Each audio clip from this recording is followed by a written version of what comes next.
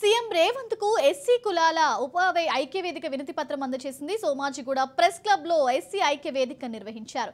57 దళిత ఉపకులాల ఐక్య వేదిక అధ్యక్షులు రాజలింగం, రాజమౌళి పాల్గొన్నారు. రాష్ట్రంలో ఎస్సీలకు చెందాల్సిన ఫలాలను కేవలం కొన్ని కులాలకే దక్కుతుందన్న ఐక్య వేదిక సంఘం చేవెళ్లలో సీఎం రేవంత్ రెడ్డి ఇచ్చిన హామీ మేరకు ప్రత్యేక కార్పొరేషన్ ఏర్పాటు చేయాలని డిమాండ్ చేశారు. రేవంత్ రెడ్డి గారు చేవెళ్ల మీటింగ్లో మాదిగలకు, మాలలకు, ఉపకులాలకు ప్రత్యేక ఫైనాన్స్ కార్పొరేషన్ ఏర్పాటు చేస్తామని చెప్పి, విభజన చేస్తామని చెప్పి ప్రకటించినందుకు ఆయనకు ధన్యవాదాలు తెలియజేస్తున్నాం ఉపకులాల తరపున. ఎందుకంటే ఇప్పటికీ గత 70 సంవత్సరాల నుండి ఏ ప్రభుత్వం వచ్చినా ఎన్నోసార్లు మేము మొరబెట్టుకున్నా మా ఉపకులాలకు ప్రత్యేక ఫైనాన్స్ కార్పొరేషన్ కావాలని చెప్పినా ఏ ఒక్క ప్రభుత్వం వినలేదు, ఏ పార్టీ వినలేదు.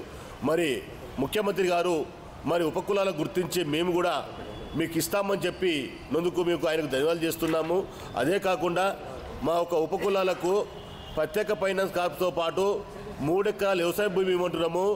అంబేద్కర్ అభయస్థంలో 12 లక్షల రూపాయలు అన్నిటి కులాల కంటే వెనుక నెట్టేసిన కులాలకు ముందు 12 లక్షల రూపాయలు ఇవ్వమంటున్నాము. 1000 కోట్లతో మా కార్పొరేషన్ ఏర్పాటు చేయాలని చెప్తున్నాము.